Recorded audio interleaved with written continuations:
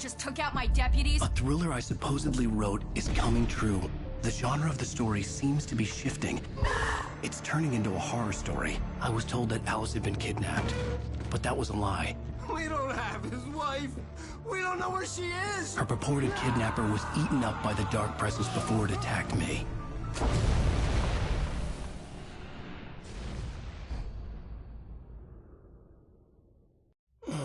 Alan, shh, baby. It was just a nightmare. Alice. There you go, Alan. Hartman, I fell. I had to give you a sedative. Don't fight it. You went through another rough period. What? Right now, it's very important that you stay calm. We don't want you to have another episode. You're a patient at my clinic. Have been for a while now. The shock of your wife's death triggered a mental illness. No, you're lying. You're suffering from various symptoms of undifferentiated schizophrenia. Bastard. It's okay, Alan. Just let go.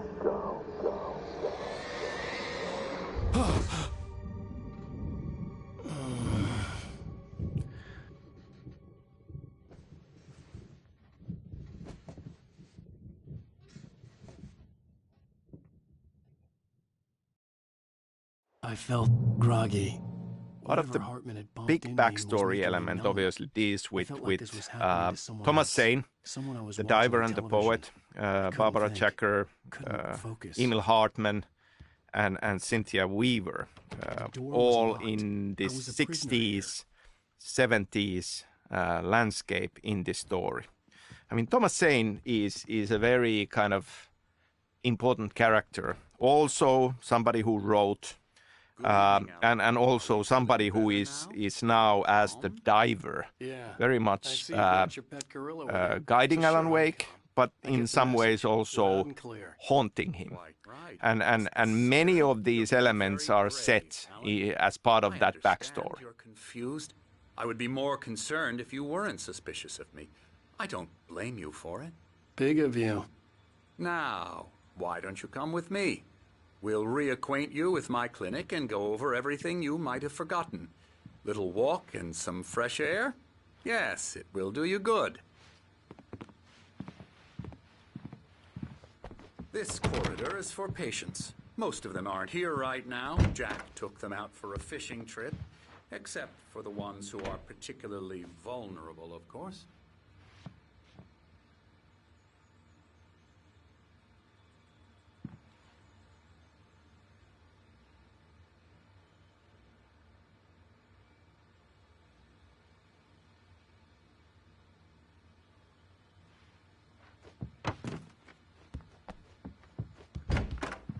I encourage creativity as a part of the recovery process here at Cauldron Lake Lodge. I specialize in treating artists. I bet you do. Splendid, Alan. I honestly believe we can get this thing under control if we work together. This way, Alan.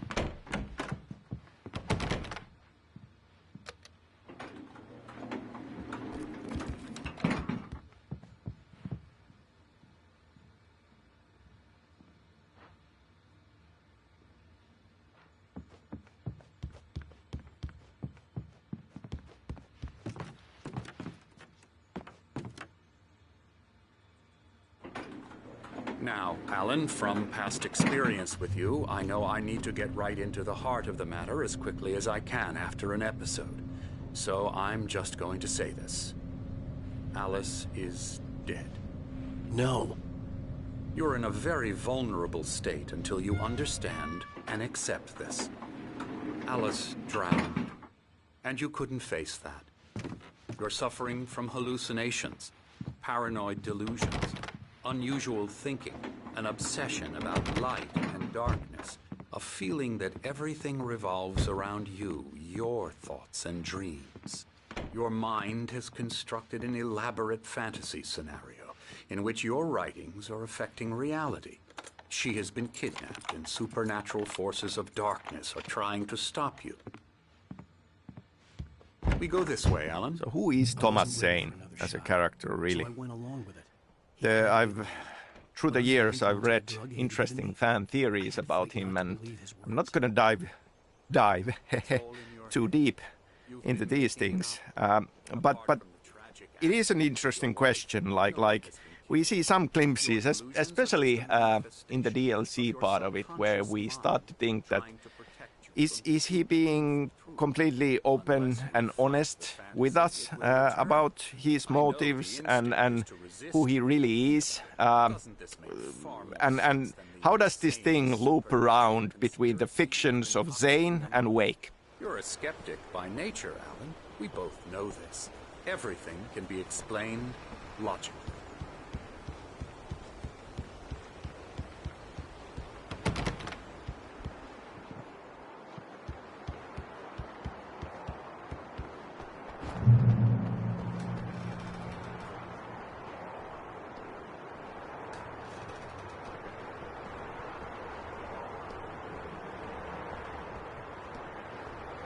So part of the backstory we are dealing with is about old gods of Asgard, of course.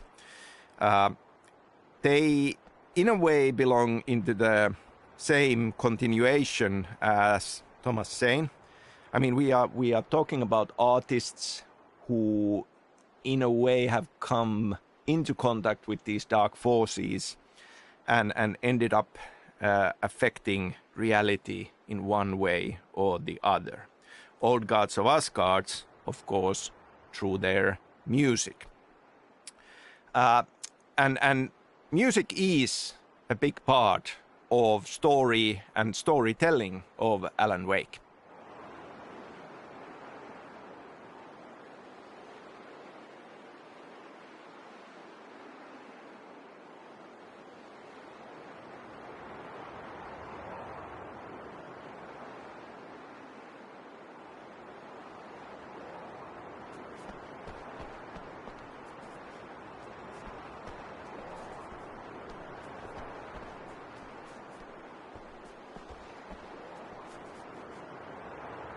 I never get tired of this view.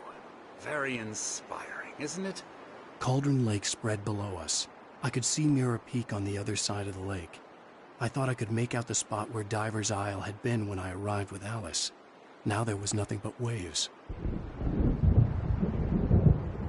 It seems there's a storm coming. Funny, I don't recall there being a mention of that in the weather forecast. Well, no matter. This way. Follow me.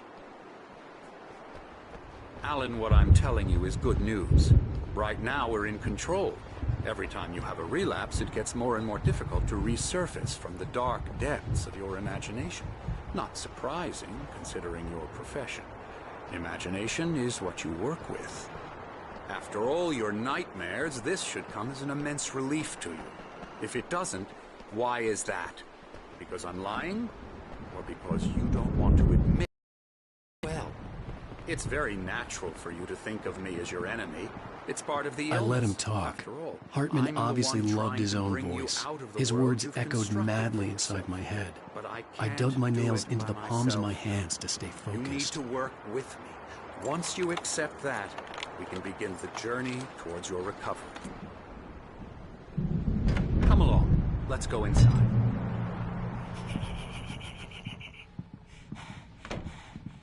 Here's the entrance to the office wing. That's for staff only. Scary, scary, scary. When you first arrived here. I do love to hunt. The great outdoors, man versus nature. It's wonderful stuff.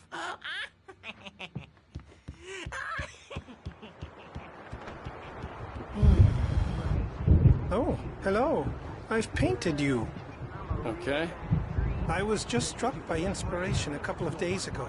Dr. Hartman wanted me to paint landscapes, and that's what I was doing. But now I've been doing these things, a lot of them. The images just keep coming. Dr. Hartman likes them. He has them in his office. Yeah? He's very proud of me. He says I'm getting much better. I think I'm getting better. Well, I guess I'd better start wrapping this up. The storm is almost here. Look at that. I'd hate to be out there tonight.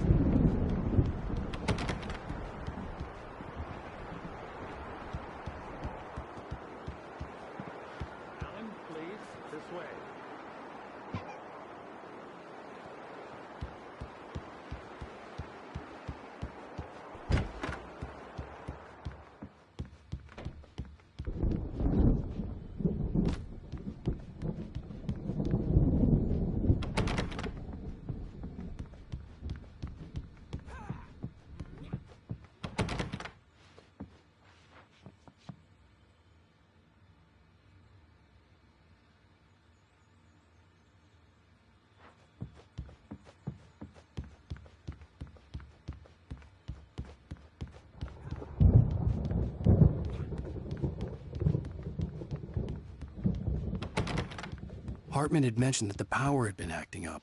Maybe that was the reason for the generator and the work light on the balcony. The generator hadn't been activated, and there was no key.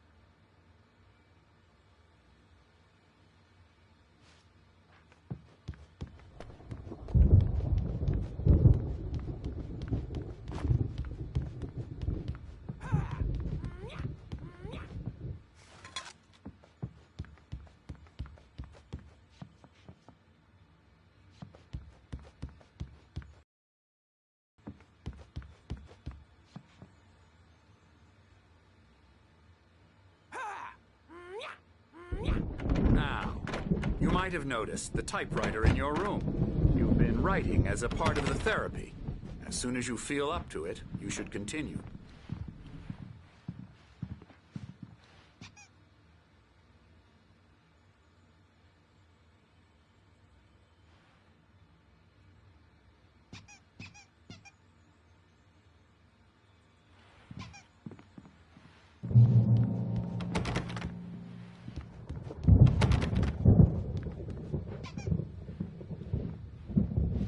My rheumatism's killing me. There's a storm coming. Oh, what a storm. I hope it wipes this place off the face of the earth. And these two are the Anderson brothers, Odin and Tor. They had a... how should I put this? A heavy metal band in the 70s and 80s called Old Gods of Asgard. They even adopted new first names to complete the image of Viking gods. After the band broke up, they lived on a farm nearby. They are, well, in advanced stages of dementia. They're well cared for, TLC and all that. There's nothing more that can be done. I'm afraid that the rock and roll lifestyle has left its mark. Oh, that won't do. I'm so sorry to cut this short for now, Alan. The power has been acting up. I'd better go check on it. We'll continue this soon. Meanwhile, when you feel up to it, return to your room and try to write. It really is for the best. Don't you think? I'd like to bash his head in with a hammer. Oh, he'd love to fish out our secrets, but he has no clue. He's not crazy enough. Not crazy like us, Sonny. Yeah! Being crazy's a requirement, Sonny. Who else could understand the world when it's like this? It takes crazy to know crazy. That's the sanest thing I've heard in a while. Zane! You're all right, Tom. Hey, we like him, don't we, bro? He's got to go to the farm. The Anderson farm. Valhalla! We wrote it all down, lest we'd forget. A crash course. All you need to know to get your head right. You need to find the message. Here, Sonny, here's something for you. Gave me a rash, but I kept it safe from these bastards. My head was clearing up. Zane could feel the poems, taking form, shaping things. As he experimented, he imagined he could almost feel the power surging through the keys of the typewriter. It exhilarated him. But there was fear, too. If not for his young assistant Emil, he would have given it up. But Emil convinced him otherwise. He too had a way with words. Or according to Hartman, I was sinking back into the fantasy. I was convinced he was lying to me about everything. Crazy or not, the Andersons made more sense.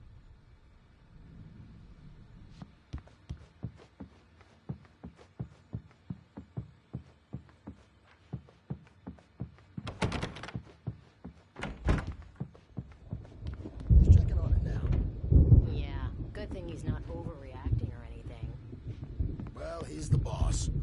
I may need a hand here later on, Birch. The storm's bound to make you-know-who jumpy. You know how they get. Gotcha. I'm a bad dream, and you can't wake up. You can't hurt a nightmare because all dreams are only imagination. They're only in your head, and they're not there when you wake up. So you can't wake up because I'm in charge now, and I don't want to disappear. My nightmare is the publisher people who want to make a contribution so they can say they made a contribution. And then we end up with mullets in there because they think mullets are funny. But it wasn't supposed to be about mullets. And now it's about mullets. And when it's in slow motion, they call it mullet time because the numbers came back from marketing that mullet time is the hook we needed to go big in the target demographic. And they're not even kidding. They say it all like serial killers with straight faces and smiles. My nightmare is the writers who want to make everything from the characters to the toasters talk all the time and express their feelings so they won't shut up. And the writers won't shut up either because they have feelings too. And I have to listen to them because they're not scared of me. And everyone should just shut up. Shut up. Shut up. But I don't see nightmares anymore because I'm too scary for them. I take 2 pills every morning and 1 with every meal and 4 when I go to bed. And that makes me the scariest nightmare of all.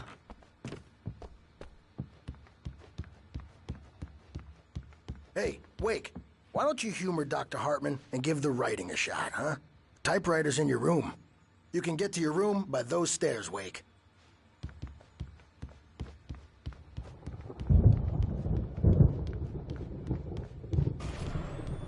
Something's wrong. I'm not myself. It's hard to think that there's a shadow inside my head. I can only focus on writing. Everything else is a blur. I'm trapped in this cabin. Have been for days, but it's always dark outside. My editor is real. I saw her again. She's not human. It's not human. A dark presence is wearing the old woman's face. She was covered in clinging shadows. There's a hole in her chest where her heart should be. I think I've made a horrible mistake. I don't think I'm any closer to saving Alice. It's been lying to me, using me to get the story it wants, and the story will come true.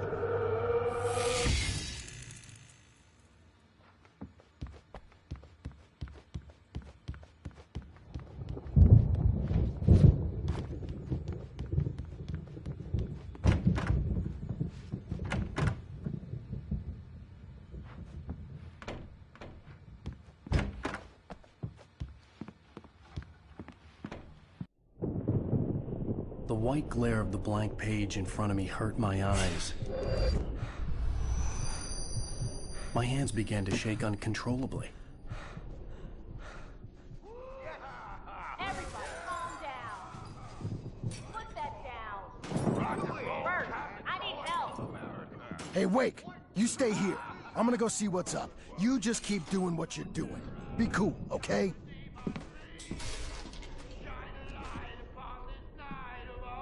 I didn't know what the chaos was all about, but it could be my only chance of getting out of here. Oh, yeah. Where the hell did he get a damn hammer? The age of murder. Here's a friendly poke from Mjolnir, wench. Oh, afraid of the crazy brothers, are ya? Not so... Hartman kept talking, giving Barry the grand tour, clearly proud of the place. He went on and on about his hunting trophies, and Barry was impressed. But he was here on business. He raised his voice, cut through the monologue. Hey, Hartman, where's Al? Hartman stopped in mid-sentence, annoyed at the interruption. He nodded at the hulking orderly standing nearby. The man smiled and clapped a practiced hand on Barry's shoulder. Now, are we? Well, things are unraveling fast. Sinclair looked bad. That wasn't a love tap. The crazy old fart hit her hard. If she was one of Hartman's goons, she had it coming. I had to get to Hartman's office. He had taken all my manuscript pages. That's where he'd been keeping them. Come out and face the music, Birch. It's time to pay the piper. Maybe you could come out and beat our wrinkled adult diapered asses.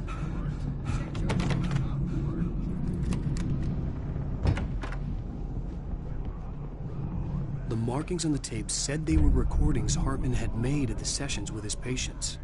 I saw Alice's name on one of them. For a moment, I couldn't breathe right. Now, Mrs. Wake, can you tell me about Alan's problems? He's more and more out of control all the time. The parties, he's so angry all the time. He's getting violent. Do you mean with you? No, not with me. No, never. Sometimes I almost wish Alan would take a swing at me, because at least that'd lead to a conversation he couldn't just march out of. But no. Alan doesn't really sleep. And the work, well, he's not writing at all. He sits there for hours and just gets more and more frustrated. And I can't talk to him. Yes. Tell me, Mrs. Wake, what would you say to him if he'd listen? I don't know. I want to say, I look at you, and it's not you. Just some stranger who resembles you. Looking out from behind your eyes, and I don't like that guy much. And now it's all gonna go to hell. But you don't ever say this. No. I've tried, but he's not listening. He's too deep in his own problems, always going on about something else. I'm so afraid I'm gonna lose him, and we're not even talking anymore. He doesn't let me in anymore. He just keeps me in the dark. I'm so alone here, even when he's home. Please help me, Doctor, because I'm at my wit's end. Well, if you can just get him here, I'll absolutely do my very best. Yeah, but Doctor, you need to be careful with him. He's not just going to listen to you and cooperate. He's the most stubborn man I've ever met. Well, I'll be sure to bear that in mind. Hearing her voice, what she was saying made me happy and sick and guilty all at once. Worst of all, I recognized the words. The phone call from her. It had been a cut-up of this. Just a recording.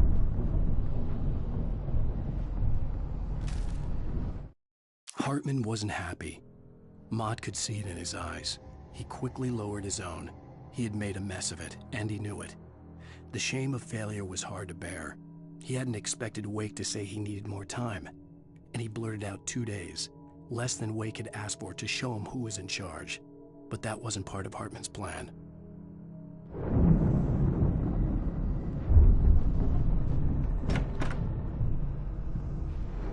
The photo on the wall caught my attention. In it, the clinic staff was standing outside the lodge. I knew the man next to Hartman. He was the kidnapper. Hartman had been playing me all along. Let me out of here! Hartman, do you hear me? I'm gonna sue your crazy quack ass to shreds! Seriously, do you have any Barry? idea? Ow! About time! Barry! Man, am I glad to see you. We need to get to Hartman's office. It's right next door. You okay? Yeah. I mean, no! The cops found me at Rose's trail.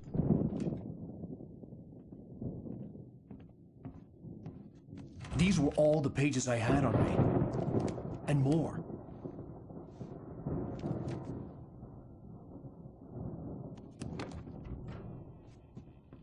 Alan, please. You're sliding back into the... Tell me one more lie and I'll shoot you in the face. Ah, well, it was worth a shot. Really, Wake, come on.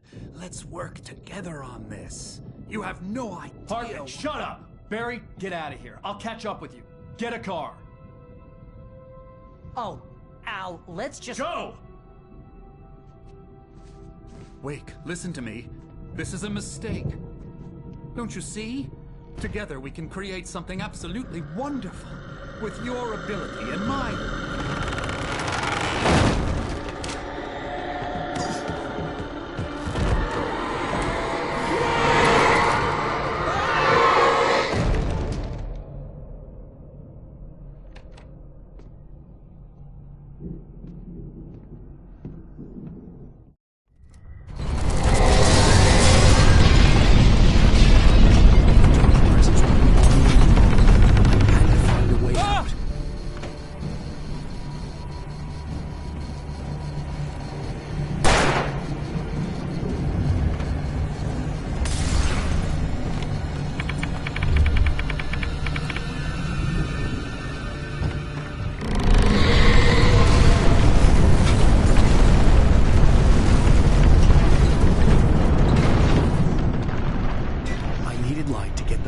Bookshelves out of my way.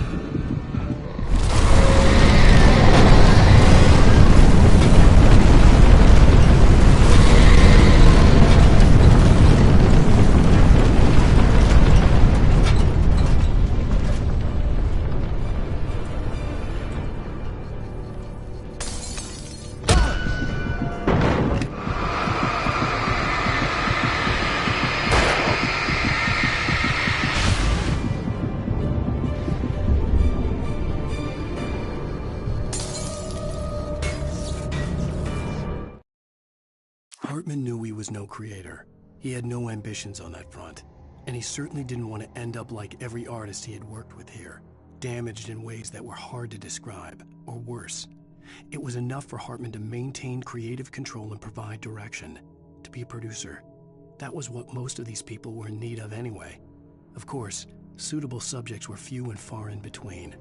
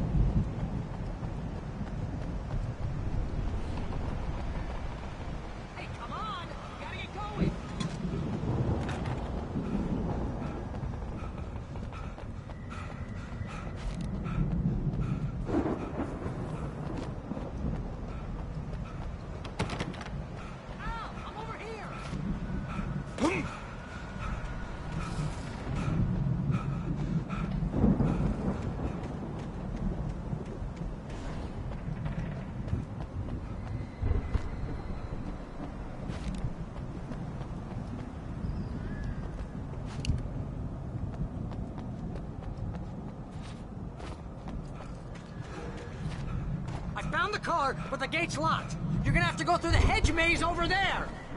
Barry, I don't have a light. Take this, Al. Oh, God! Look at the house, Al! Look out!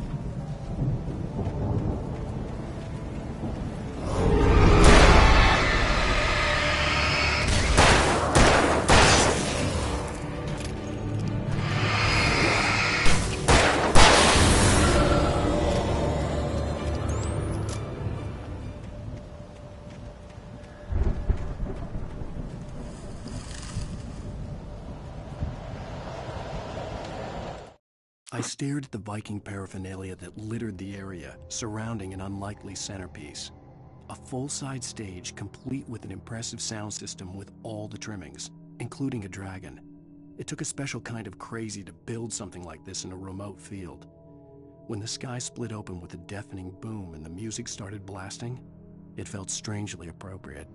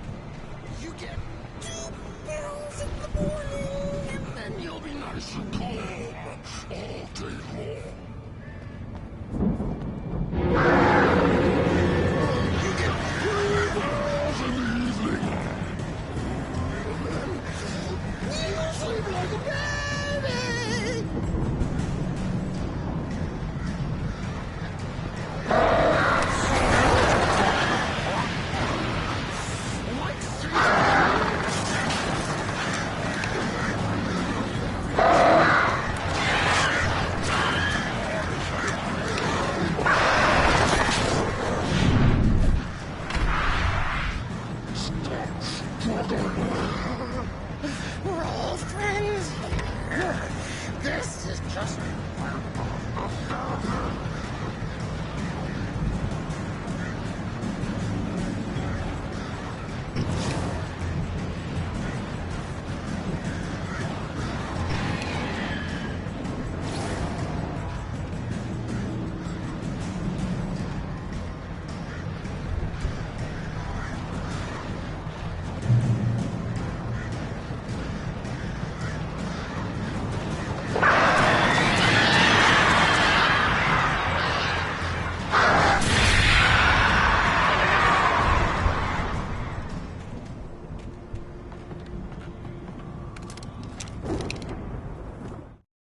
Mott knew that Wake was smarter than him.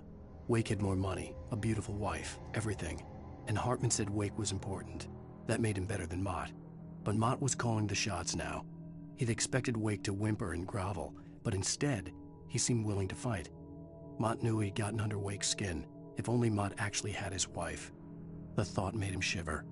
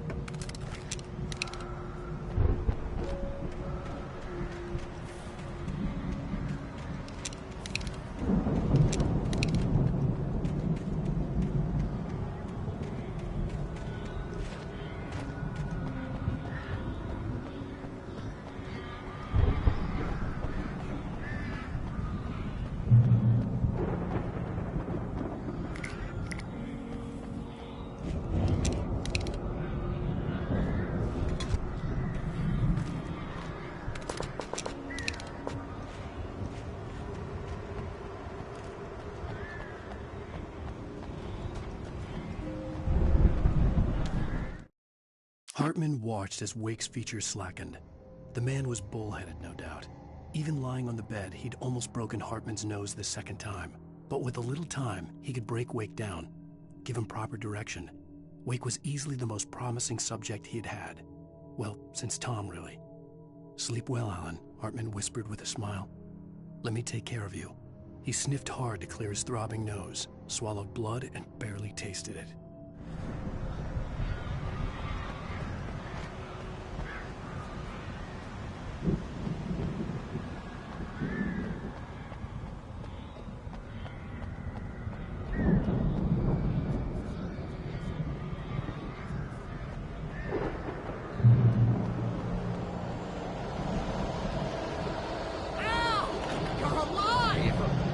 Let's get out of here. Can you open this gate? Maybe. Barry. Well, I slammed it shut when the nasty showed up, and the key fits kind of loose in the lock, so, Barry,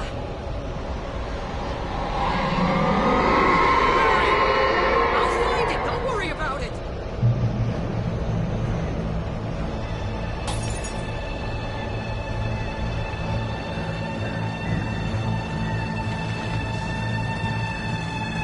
Hurry up, Barry. I'm on it.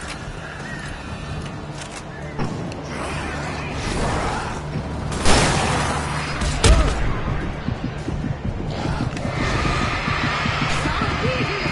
Just hang on, Al.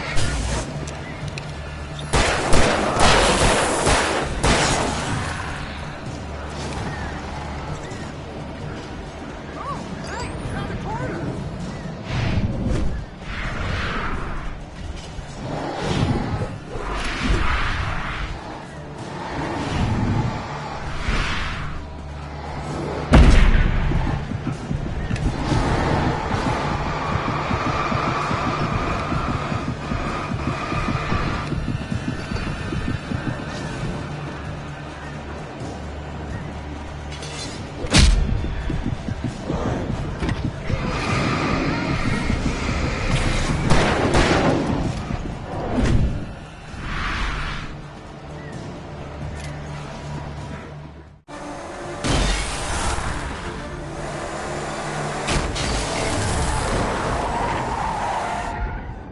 Al, please tell me we're headed for the nearest "You're now leaving Bright Falls. Come back soon" sign. We're going to the Anderson farm. I knew you were gonna say something like that. You know what? You owe me big time for this. When this is through, if we make it, I don't care what anybody says, I'm done with darkness. You're gonna buy me a tanning bed as a gift, and I'm gonna live in it.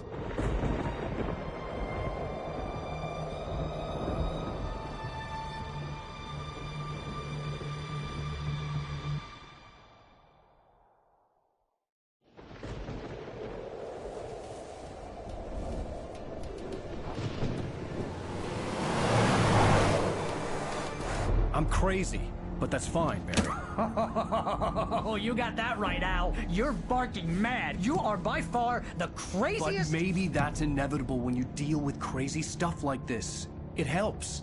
This is happening, Barry. Alice, they never had Alice. She's trapped in the darkness at the bottom of the lake, but she's not dead. Al, how can you know that? I know, Barry. I can... Al, No, listen. I can bring her back. I can find her. There's something special about this place. The lake, it does something to the works of art created here. It makes them come true. But there's a catch. The dark presence, whatever that thing is, twists it to its own ends. That's why all of this is happening. It's using my manuscript to take over everything. Al, I believe you. It happened to Thomas Zane before, it happened to the Andersons. I believe you. Crazy or not, you're not delusional. Weird shit's going down. That's a fact. I'm on board, man. I'm with you. The Andersons knew about it, but they were too far gone to tell me with all the drugs they were on. But they wrote it down. There's a message somewhere at their farm, Barry. We just need to find it. Look out!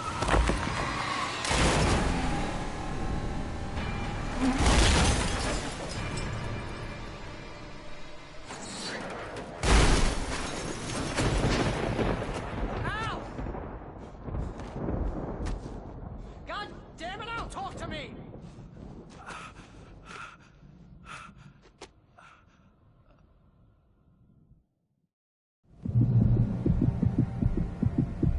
I had lost my gun in the crash. Barry was nowhere to be seen.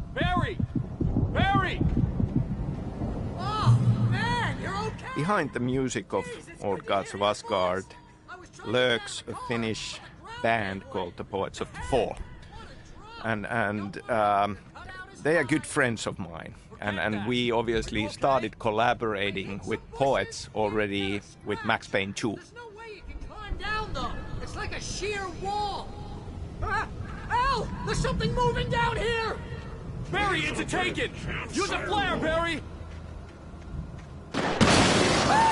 Yeah! Barry, are you all right? Video game storytelling uses many different mediums, and music definitely is one. And at some point I started thinking about the idea that we would have a fictional band and we would custom create music that would be in-world. And with that we could have lyrics and themes that are part of the storytelling. And that's what Old Gods of Asgard is all about. We had multiple songs created by Poets of the Fall for the first game.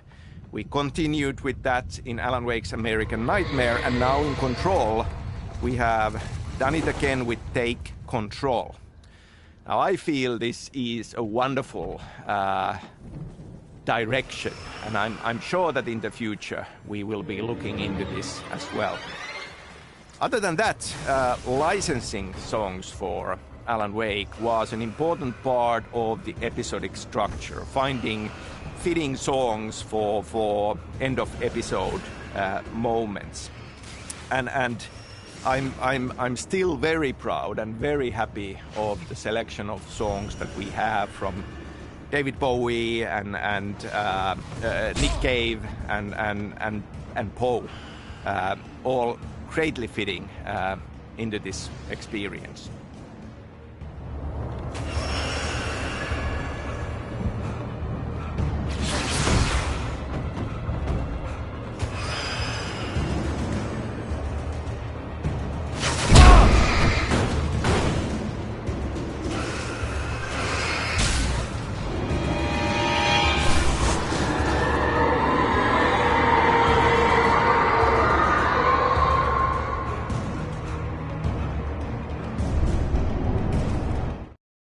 When he stopped the car at the Anderson farm, Walter felt relieved. Oblivion was close at hand.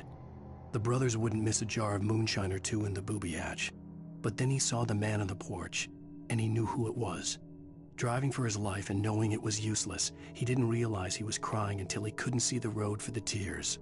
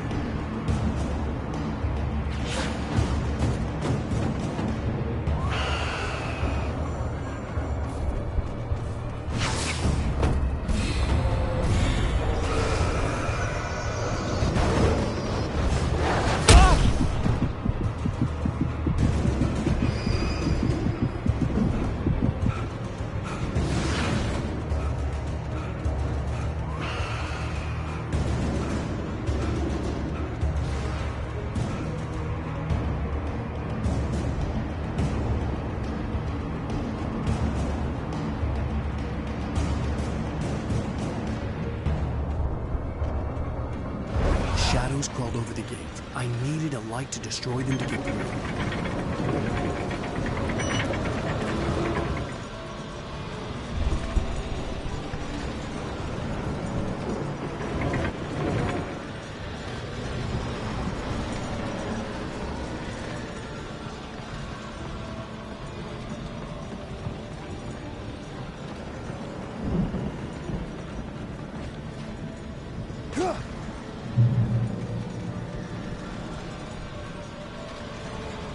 I hoped there'd still be a working generator somewhere around here to power up the old lights by the gate.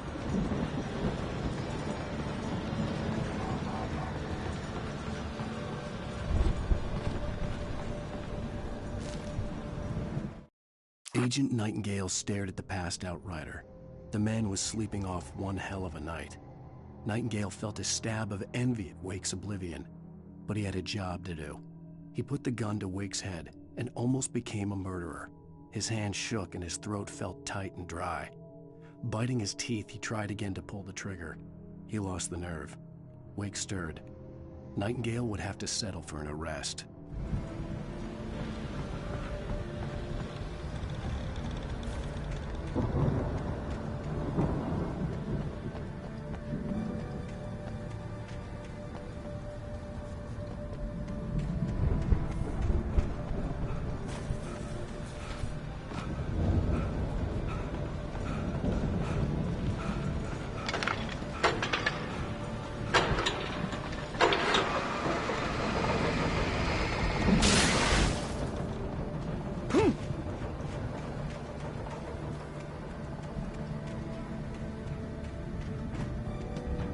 I could sense the movement in the woods ahead. Facing the enemy without a weapon was dangerous, but I had no choice.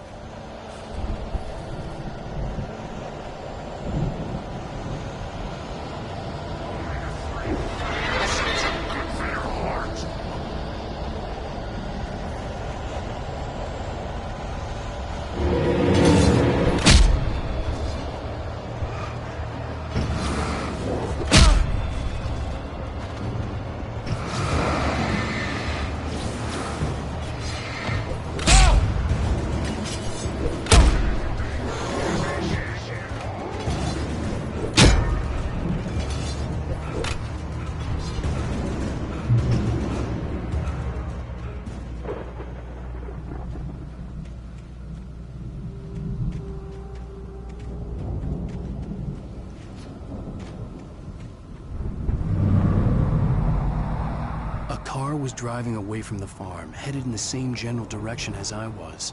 For all I knew, it was Barry, caught in the consequences of leaping before looking.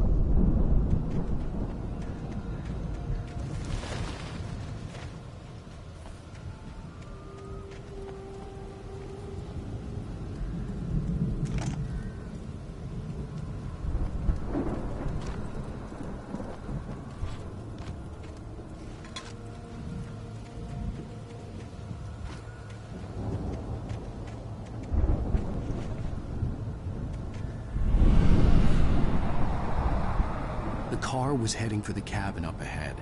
It wasn't far. If it was Barry, I would see the damage soon.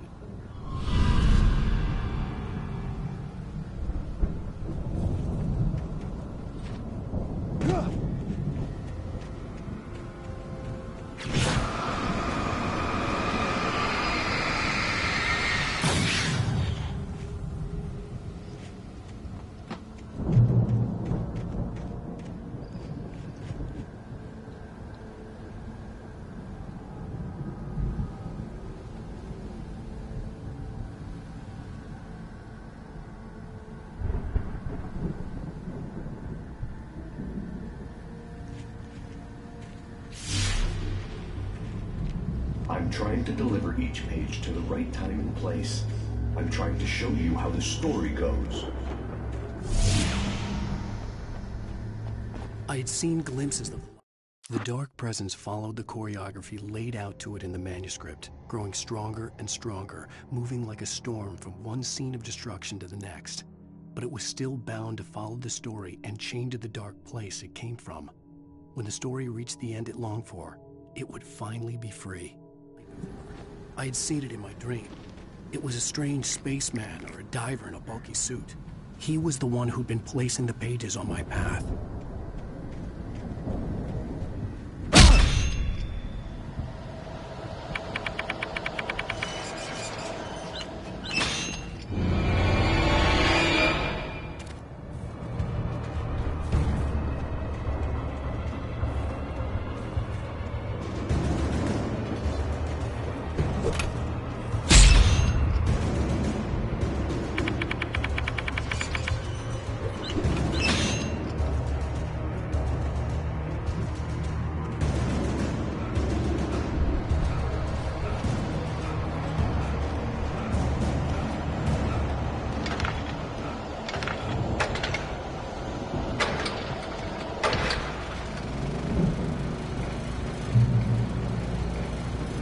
Someone had left a gun behind.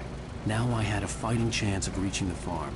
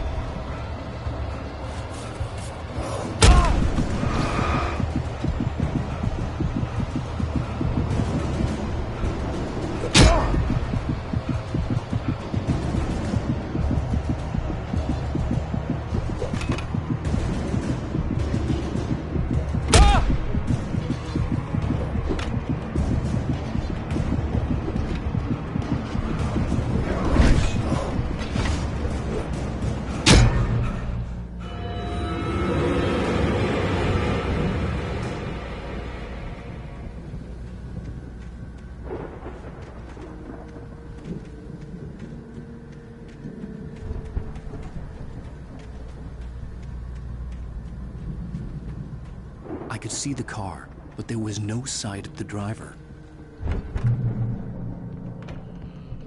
Hello? Anybody here? Ah! Barry! No! Danny, you're not! Ah! Please! Ah! What are you? Ah! No! Don't! I'm sorry! Ah! Ah!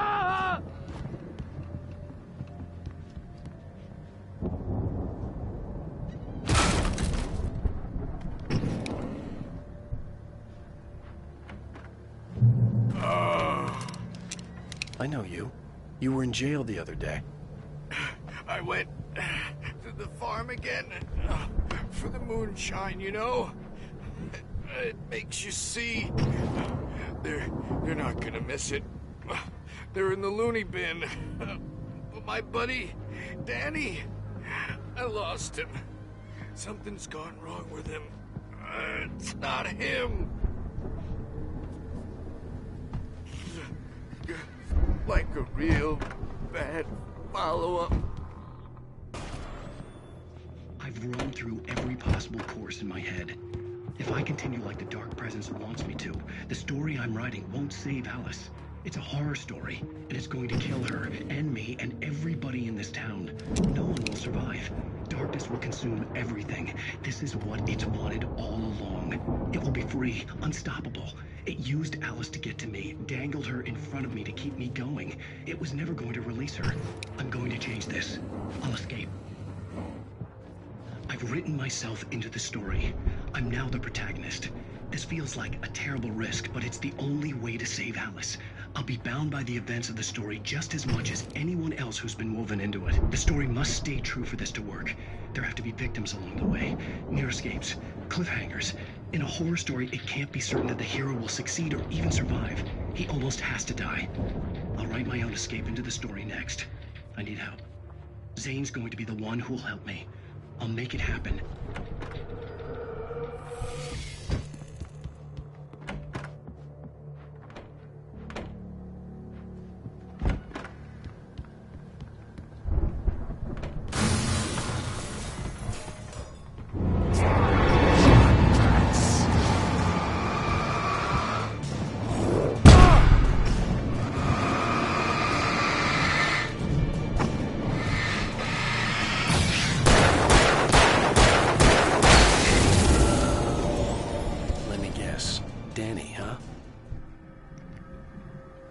The front door was locked. The farm was still a good distance away. I'd need a car to get there fast. For a moment, Hartman considered strangling the idiot. Mott was mean-spirited, but easily manipulated. An emotional infant who lived for his approval. Wake, by contrast, was a far more difficult subject. Mott had given him too much leash. In 2 days, who knew what could happen? Hartman would have to find a way to rein him in, and quickly.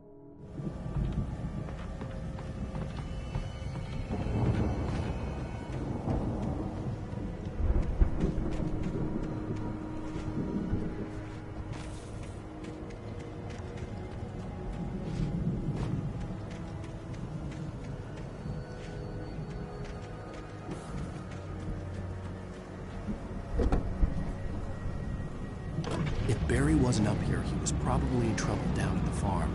For a moment, I felt bad for doubting him. After all, I'd made it this far myself. But Barry was Barry.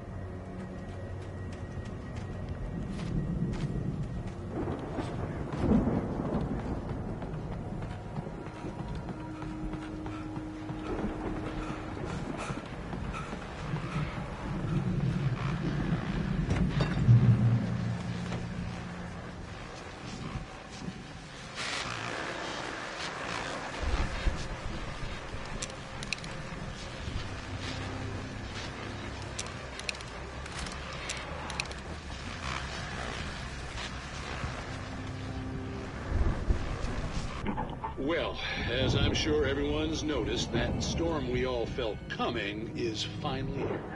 The boys at the Weather Service reckon it'll last until morning at the very least. Pertaining to that, let me read that missing persons alert again. The Sheriff's Department's still looking for a Caucasian woman, 30 years old, slim and blonde with blue eyes. She may be lost in the woods, and it's possible she's been injured in a car accident. If you see her, please make sure you get her indoors and call the sheriff. It's bad weather to be caught out in, so if you see someone in the area who maybe looks a little confused, give them a hand, all right? This is Pat Maine on KBF-FM, hoping you're all safe and warm tonight.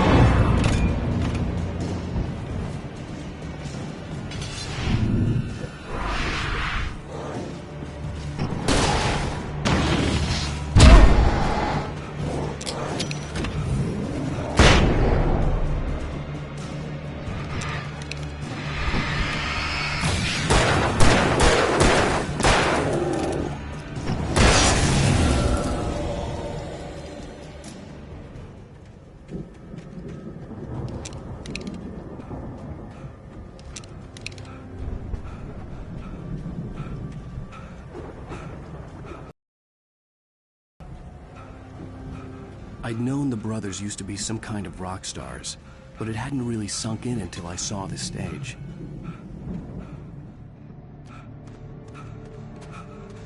Al!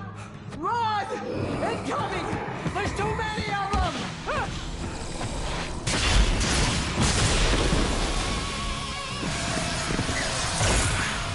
God damn!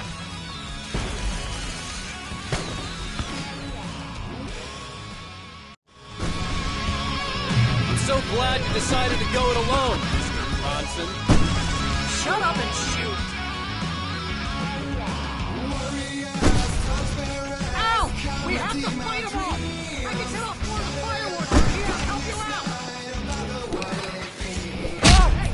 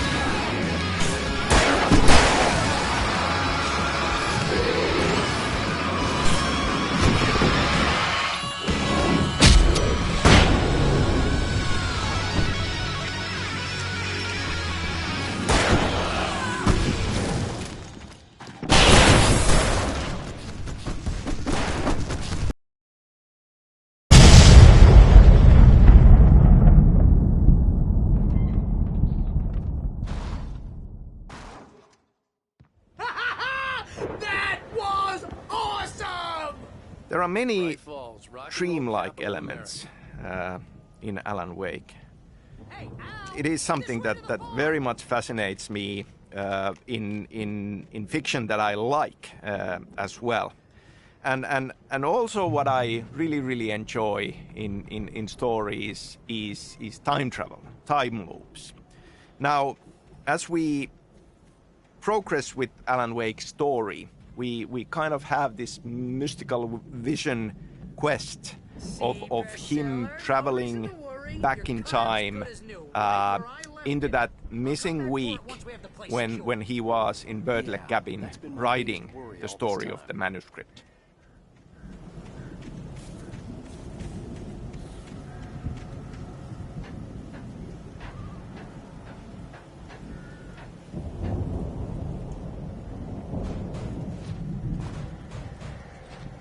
Hey, I think Alan Wake here has something to say.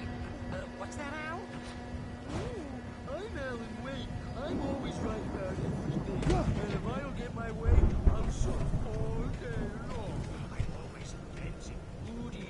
It makes me very attractive and mysterious. Right now, I'm just standing here because I need my best friend Barry to carry me. That's okay. I can just take it for granted. I think I see what you did there. That's pretty good. You want me to do my imitation of Barry Wheeler? No? Thought so.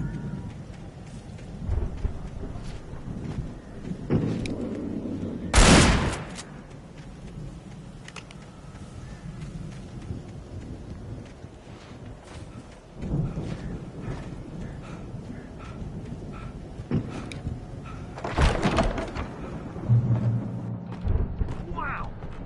You look at that thing, Al! They really went all out with this Viking crap, didn't they? Look at all this stuff. They must have done okay for themselves. So how come I never heard of these guys before? And this from the guy who learned about Ozzy Osbourne through reality TV? Sleep. We all spend a third of our dreams in its soft embrace, somewhere between fantasy and Hey, oblivion. remember when I got you that gig? Your dreams first are real ways writing forcing job. What got you ourselves into started? waking life. Was this one of your Vice episodes? versa. In Night Springs. Tonight's episode, The Dream of Dreams. That's by someone else.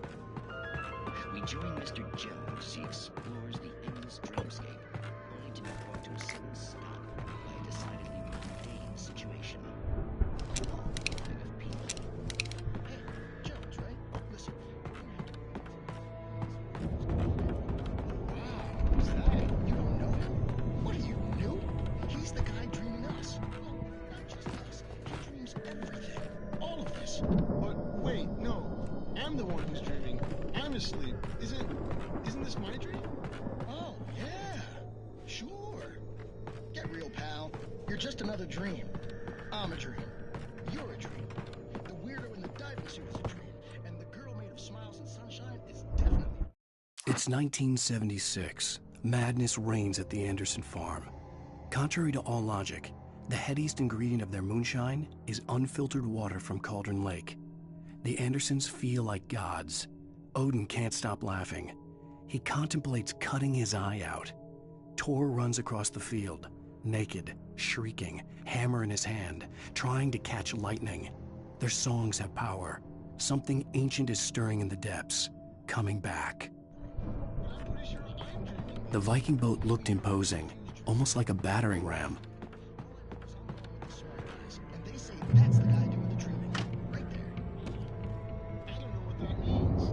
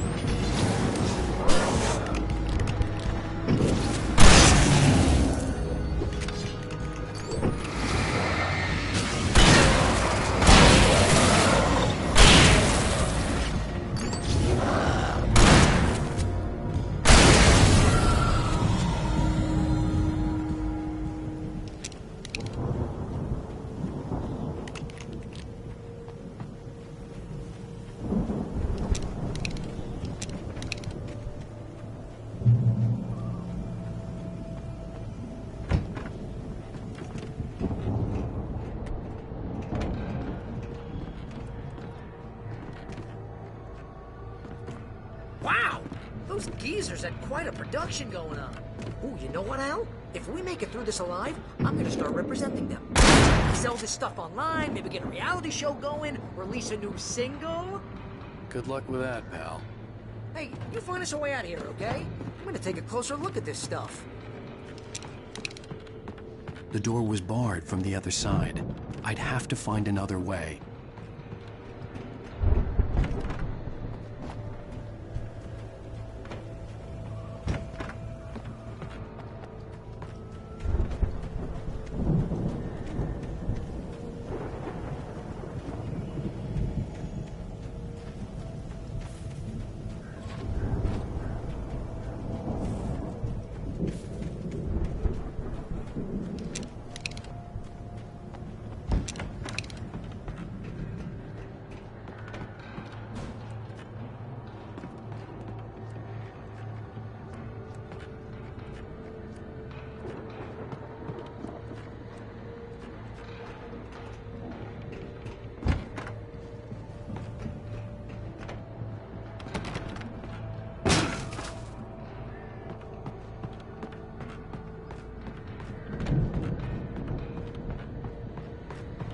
Be careful, Al!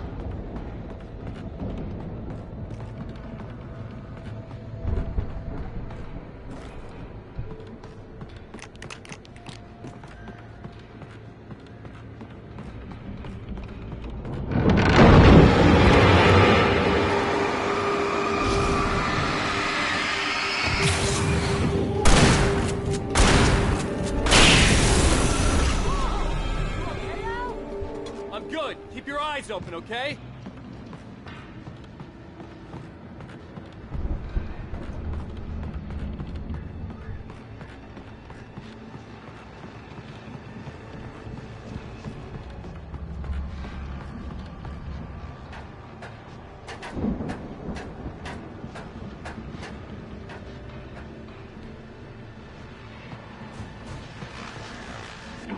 As you regular listeners know, I tend to work through the night, but I'm not the only one.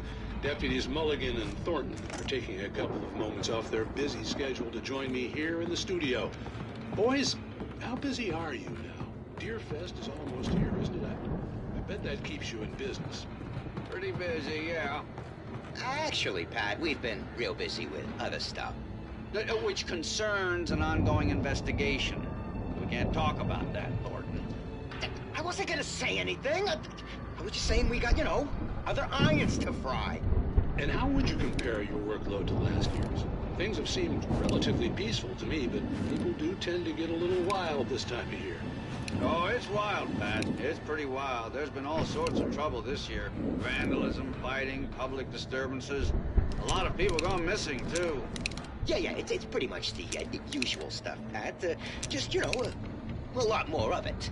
Now, is it just me, or does Deerfest get wilder every year? People seem to be more drunk, at least, or they start earlier and younger. Oh, it's definitely not just you, Pat, but... Definitely, Pat. Hey, I'm talking here, Thornton. Oh, shoot, I lost my train of thought. Not just me. Oh, yeah, it's wilder, Pat, but actually most of the trouble seems to be coming from grown men. People who ought to know better, Kids are doing fine this year. Well, that's nice to hear at least. Boys, I want to thank you for stopping by. I'll let you get back to your patrol. Sure thing, Pat. Yeah, sure thing, Pat.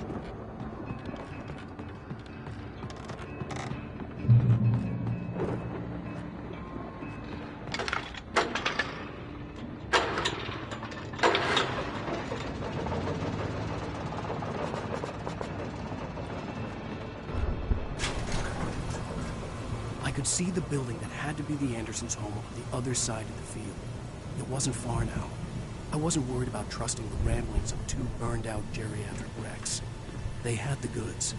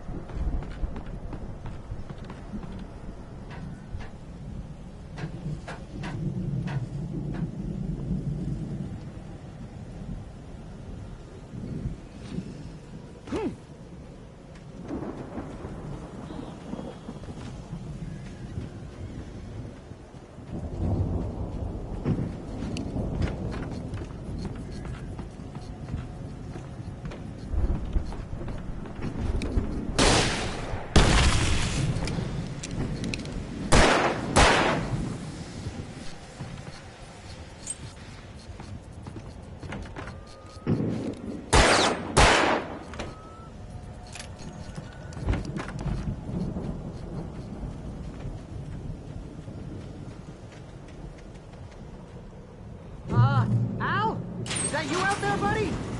Yeah. Hey, let's go, man.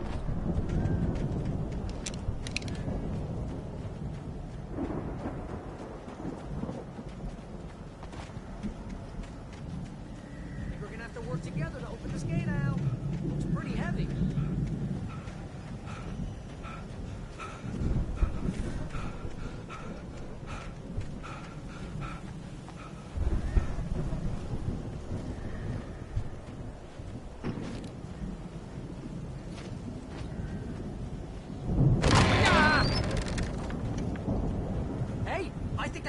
On the other side of the field. We're almost there. This farm is a crazy place for crazy people. We should feel right at home then.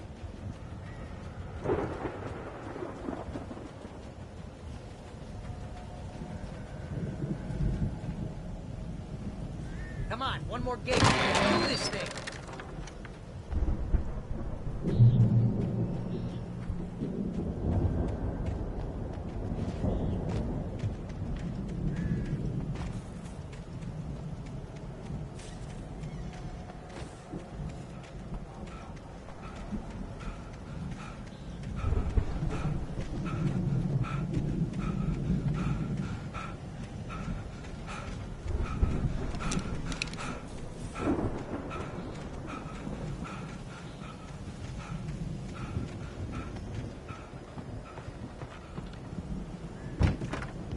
Around. Guess we better check the fuse box.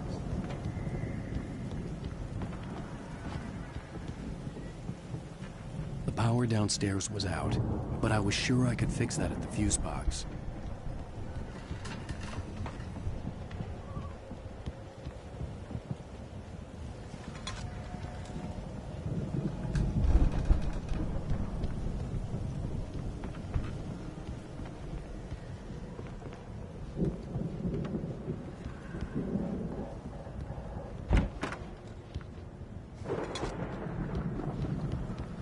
You know, this place looks kind of lived in.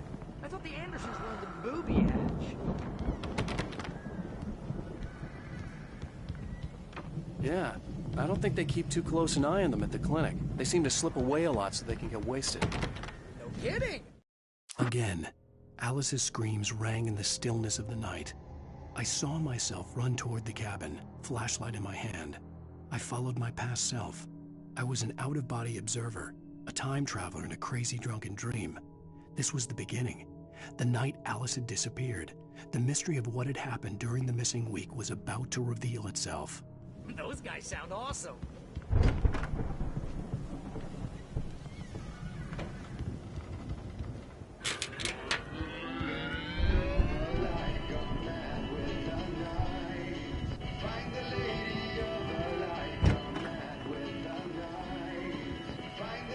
Can you hear that, Al? Music? Of course. We need to find where it's coming from. That's the message the Andersons talked about. That's the whole reason we're here. Lady of the Light? Oh, that's gotta be what's-her-face, the crazy lamp lady from the town. Cynthia Weaver. Right! Must be.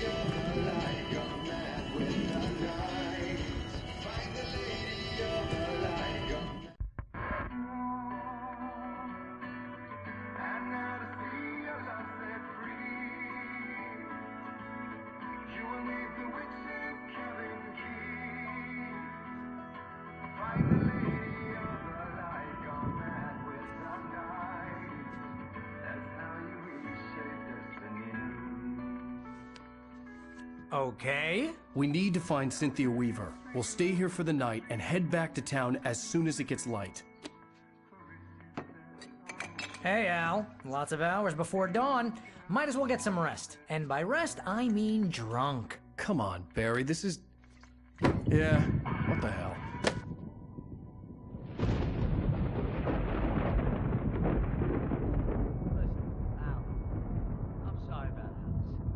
Seriously, because I know we don't get along, but we're gonna find her, right? And even though you're a crazy bastard, I'm gonna stick by you, no matter what, ever, Al. Sure, like a brother. I'm a writer, goddammit. Correct.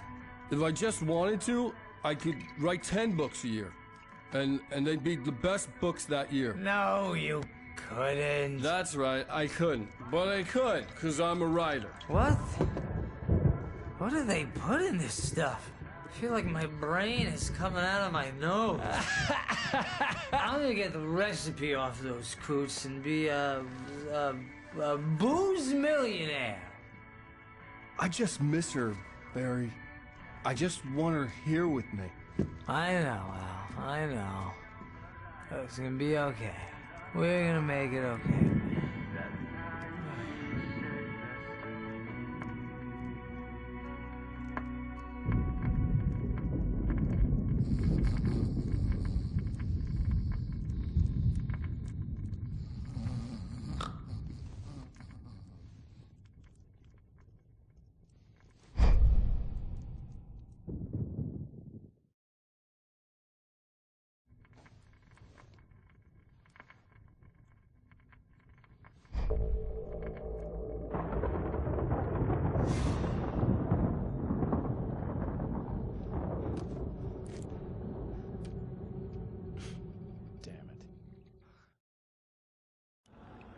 Talking about this mystical, weird time loop that is induced by drinking the moonshine of the Anderson brothers, Wake travels back in a dreamlike way into the missing week, and we witness what actually happened there, how the dark presence, how Barbara Checker took over and made him write the manuscript. And then, in a mystical way, we reach out to, Alan Wake himself, writing the manuscript and snap him out of it.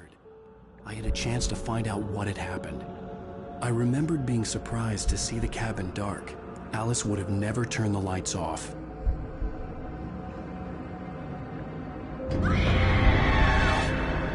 Alice? Alice!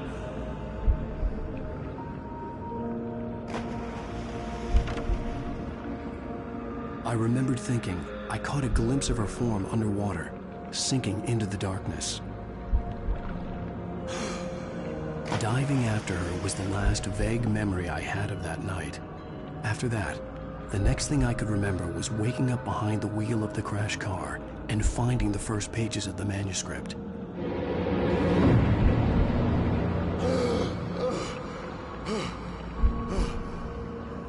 I couldn't find her in all that blackness. I must have thought she drowned.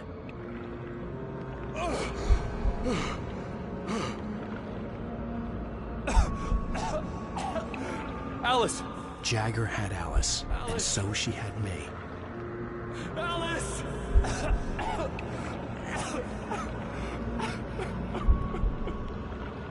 I'd been easy prey. Look at the cabin. Is there someone in the window?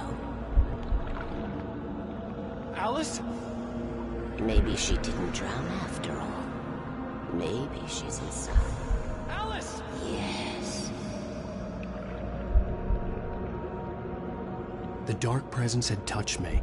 She had dug her nails into my brain and used me, made me her puppet.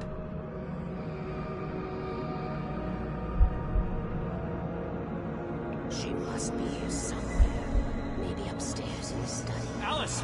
Yes, that's where she is. You can apologize. Alice! You'll laugh at the whole thing together and put it Alice? behind you. She's not here. You were foolish to think so. No, she's dead. She drowned. No, no, no! It's your fault your wife is dead. You are guilty. All she wanted was to help you right. You killed her. Oh, hush. There's still hope. Cauldron Lake is a special place. Here, you have the power to change things. She wanted you to write. I will tell you what to do.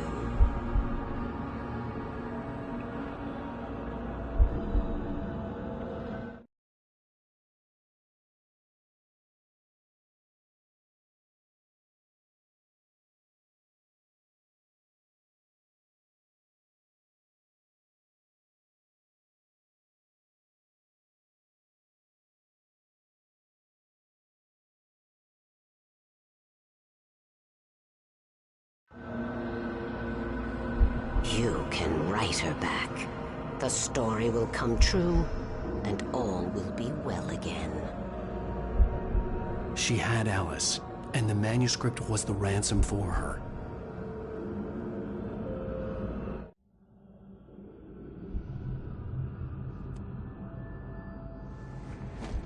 Yes. All right. I'll fix it. I'll bring her back.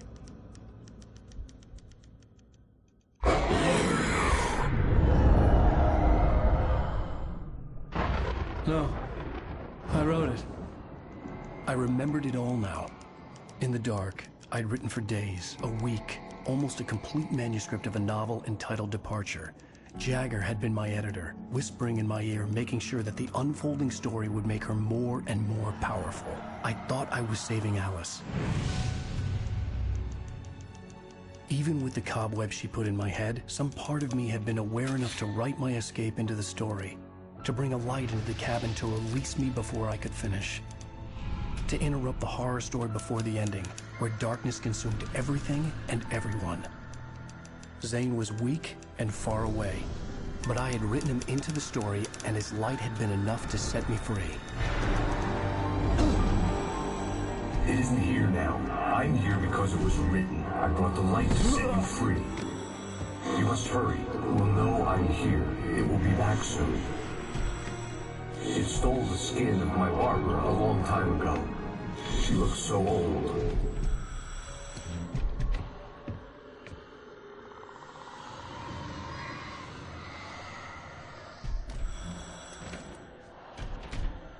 I'd woken up, confused and groggy, my mind consumed by darkness and fear. All I could do was to escape.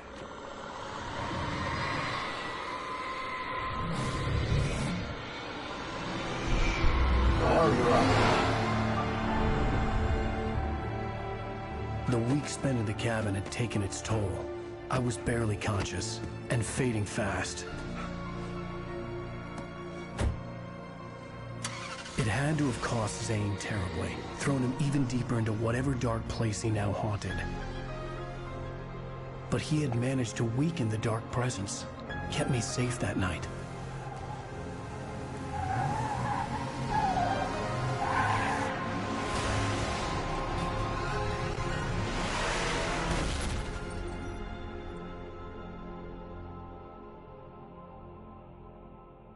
I wrote it. It's my fault. That's right, James Joyce. It's your fault, and you're gonna pay for it.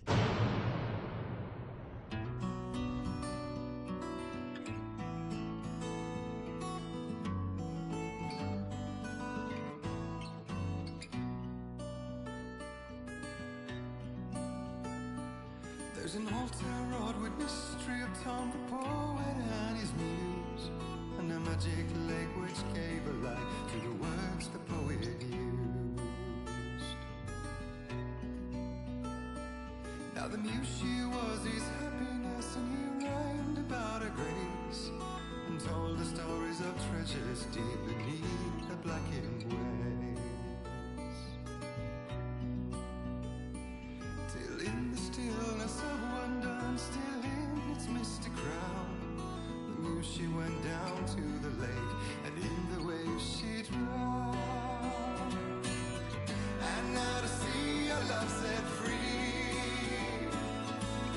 you will need the witch's cabin key. Find the lady of the light, gone mad with the night. That's how you reshape destiny. The poet came down to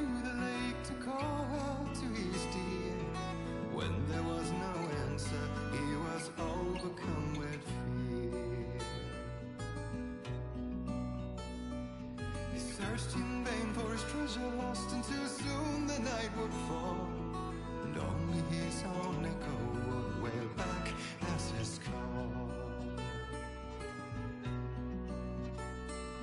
And when he swore to bring back his love by stories he'd create, nightmares shifted in their sleep in the darkness of the lake. And now to see your love set free, you will need the witch's cabin key. Find the lady of the light still raving in the night. That's how you reshape destiny. In the dead of night she came to him with darkness in her eyes. We're in a morning gown, sweet words as hard as skies. He took her in without a word, for he saw his grave mistake, and vowed them both to silence deep beneath the lake. Now if it's real or just a dream, one mystery remains, for it is said on moonless nights they may still haunt this place.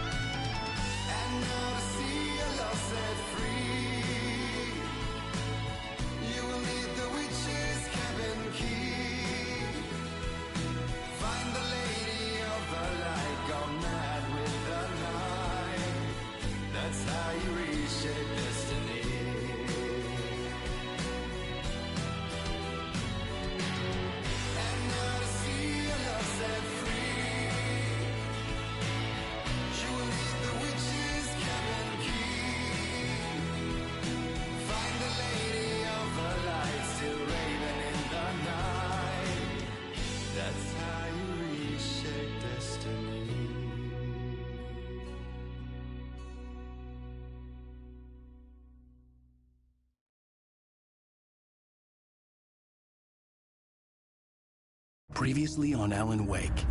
Under the influence of the dark presence, I wrote a horror story that is coming true. Jagger had been my editor, making sure that the unfolding story would make her more and more powerful. Some part of me had been aware enough to write my escape into the story. Together we can create something absolutely wonderful. The lake, it does something to the works of art created here. It makes them come true. My mom gave me this old light switch. The clicker. Alice is being kept in a dark prison. I need to find Cynthia Weaver to fix this. It's your fault, and you're gonna pay for it. Well, we're expecting a record crowd from the neighboring counties. Naturally, we hope to break the record set by last year's Moose Fest in our neighboring town, Watery. Ladies and gentlemen, some people have asked me, what's the big deal about Deer Fest? And I think that this sums it up. It's about friendship and community. We've got a great party coming up, but let's try to hold it in until tomorrow and get through the night in one piece, all right? I have it. Someone will come for it when the time is right. Thomas said so. He wrote it. The key is insurance. It's my job to keep it safe. Safe in the light. Always in the light.